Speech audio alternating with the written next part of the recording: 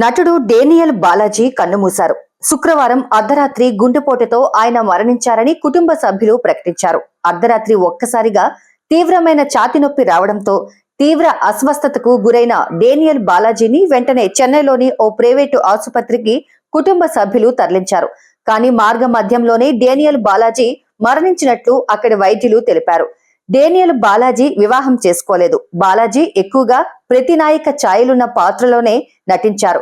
తెలుగులో ఘర్షణ సినిమాతో డేనియల్ కి మంచి పేరొచ్చింది. ఆ తర్వాత చిరుత, సాహసం శ్వాసగా సాగిపో, టక్ జగదీష్ వంటి చిత్రాలు తెలుగులో నటుడిగా మంచి గుర్తింపు తీసుకొచ్చాయి. నాని హీరోగా 2021లో రిలీజ్ అయిన టక్ జగదీష్ లో మెయిన్ విలన్ గా డానియల్ బాలాజీ కనిపించాడు. ఇదే బాలాజీ చివరి తెలుగు చిత్రం. మొదటగా Kamal Haasan long pending project Marudha Nayagam sets లో యూనిట్ ప్రొడక్షన్ మేనేజర్ గా బాలాజీ తన సినీ జీవితాన్ని ప్రారంభించాడు. బుల్లితెరపై బాగా పాపులర్ అయిన పిన్ని సీరియల్లో డేనియల్ పాత్రతో గుర్తింపు తెచ్చుకున్నాడు. అప్పటి నుంచి అతను డేనియల్ బాలాజీగా పాపులర్ అయ్యాడు.